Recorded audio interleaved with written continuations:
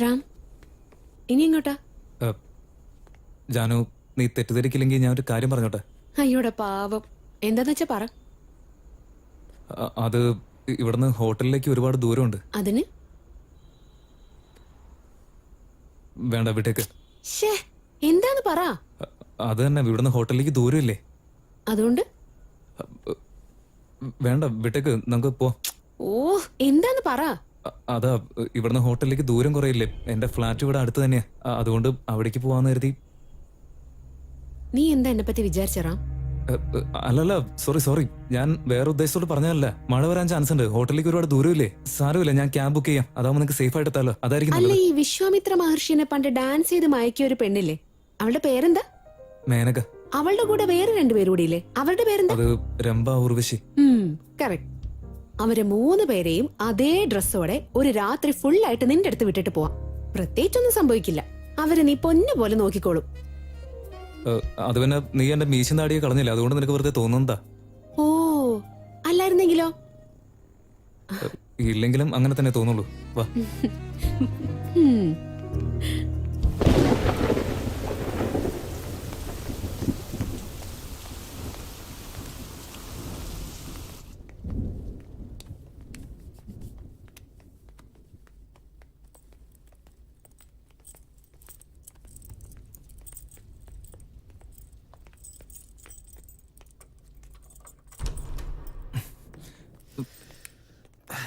വാ. രാമചന്ദ്രൻ എന്ന മഹാവ്യക്തിയുടെ വീട് ഇതാണോ?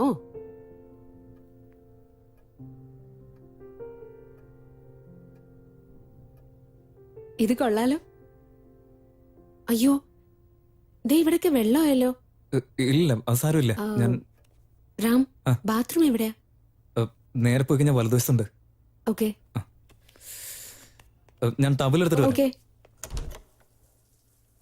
ജാനു, ജാനു, അത് ഡ്രസ്സ് കൊണ്ടുവന്നിട്ടുണ്ട് ഞാൻ. ഇവിടെ വെച്ചിട്ടുണ്ട്. പിന്നെ ഈ ടവലും സോപ്പൊക്കെ ഞാൻ ഈ വാതിലിന്റെ സൈഡിൽ തന്നെ വെച്ചേക്കാം. എന്തിനാ അത്? ഇവിടെ ഉണ്ടല്ലോ. അയ്യോ, അതൊക്കെ ഞാൻ യൂസ് ചെയ്യുന്ന സാധനങ്ങളാ. നിനക്ക് സോറിയാസിസ് ഒന്നുമില്ലല്ലോ? അയ്യോ, എനിക്ക് അങ്ങനെ പ്രശ്നങ്ങളൊന്നുമില്ല. ഇതെവിടെയെങ്കിലും ഒന്ന് ഉണങ്ങാൻ ഇട്ടേക്കോ? പിടിച്ചോ. താങ്ക്സ്.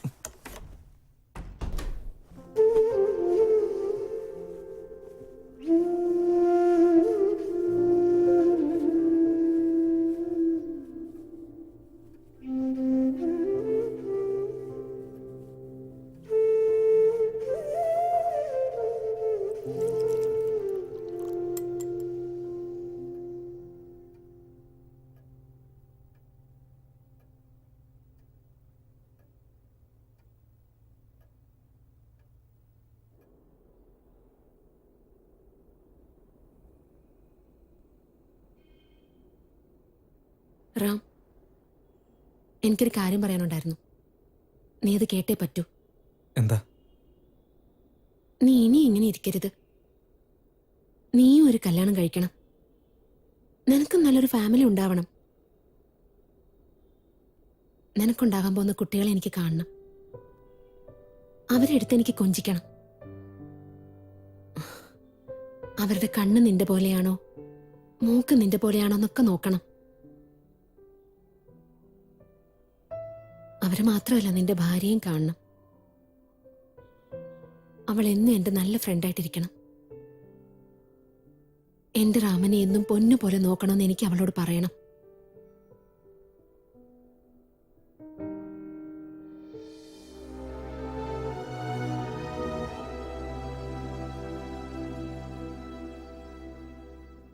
ഞാൻ ഡിന്നർ ഓർഡർ ചെയ്യട്ടെ? ഹോട്ടലിൽ വെച്ച് നമ്മളൊന്നും കഴിച്ചില്ലല്ലോ. എനിക്ക് വിശക്കുന്നുണ്ട്. എനിക്ക് വിശക്കുന്നില്ല. എനിക്ക് വിശക്കുന്നുണ്ടെന്നേ.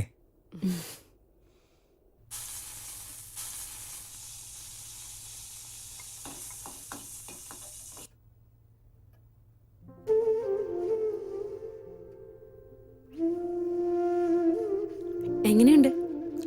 അമ്മയുണ്ടാക്കുന്ന പോലെയുണ്ട്.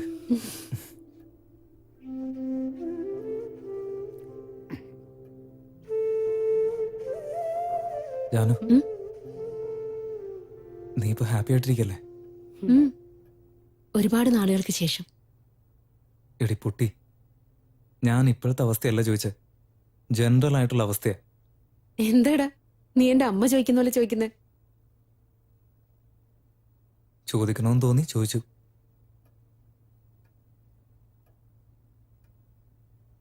തുടക്കത്തിൽ ഒരുപാട് ബുദ്ധിമുട്ട് തോന്നിയായിരുന്നു. അവിടെ സിംഗപ്പൂരിൽ ഞാൻ ഒറ്റയ്ക്കും അല്ലായിരുന്നോ. എന്ത് ചെയ്യണമെന്ന് അറിയാണ്ട് എന്നും ഓരോന്ന് ആലോചിച്ച് കരയും. പക്ഷെ അദ്ദേഹം നല്ലൊരു മനുഷ്യൻ തന്നെയാ. എന്റെ മോളെ പൊന്നുപോലെ നോക്കുന്നുണ്ട്. ഞാനൊന്നും പറഞ്ഞില്ലെങ്കിലും എന്നെ നന്നായി മനസ്സിലാക്കി പെരുമാറുന്ന വ്യക്തിയാ. കുറ്റം പറയാനായിട്ട് അങ്ങനെ പ്രത്യേകിച്ചൊന്നുമില്ല. ഞാൻ സന്തോഷായിട്ടിരിക്കാന്നല്ല, സമാധാനായിട്ടിരിക്കാന്ന് പറയണം.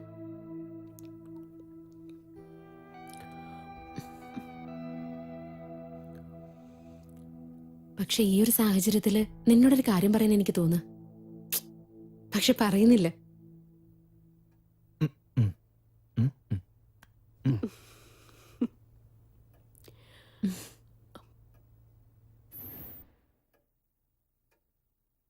ജാനു, നീ ഇവിടെ ഇരിക്കെ, ഞാൻ പോയിട്ട് ക്യാൻഡിൽ എടുത്തിട്ട് വരാം.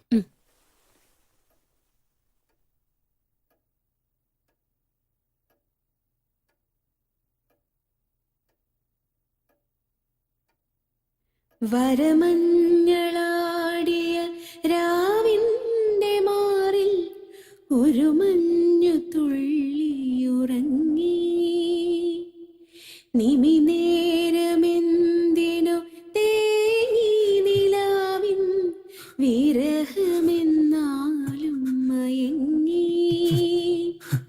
പുലരിതൻ ചുംബന കുങ്കുമമല്ലേ ഋതുനന്ദിനിയാക്കി. അവളെ പനിനീർമലരാക്കി. വരമഞ്ഞളാടിയ രാവിന്റെ മാറിൽ ഒരു മഞ്ഞു തുള്ളിയുറങ്ങി. നിമിനേരമെന്തിനു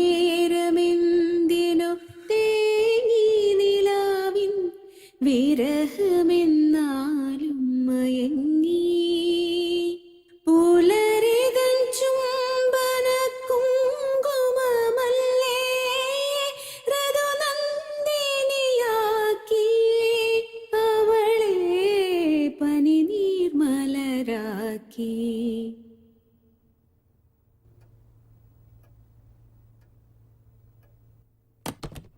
എന്താ ഇത്? മെമ്മറീസ്. നിന്റെ അന്നത്തെ അതേ സ്മെല്ല്. ഇതെങ്ങനെ ഇങ്ങനെ സേഫ് ആയിട്ട് വെച്ചിരിക്കുന്നത്?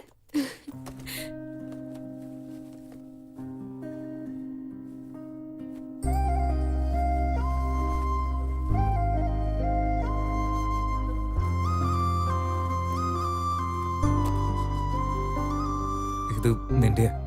എന്റേതോ? ഉം. ഇതെങ്ങനെ നിനക്ക് കിട്ടിയത്? അത് കാല് മുളച്ച് താനെ നടന്നു വന്നതാ. ഉം? അടിച്ചു മാറ്റിയതാ. അതെങ്ങനെയാന്ന് പറ. അത് നീ PT ക്ലാസ്സിൽ പോകുന്ന സമയത്ത് നീ ഷോള് ക്ലാസ്സിൽ വെച്ചിട്ട് പോകാറില്ലേ? അത് ഞാൻ ശ്രദ്ധിക്കാറുണ്ട്. അതുകൊണ്ട് അടിച്ചു മാറ്റിയതാ.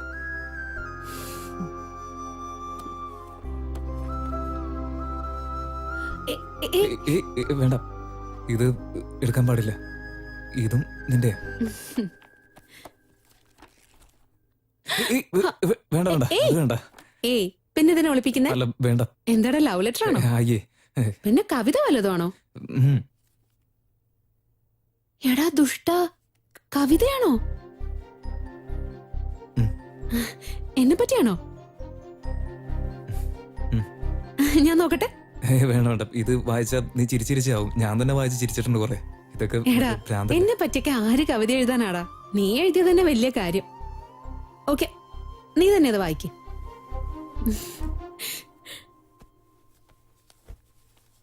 വായിക്കേ.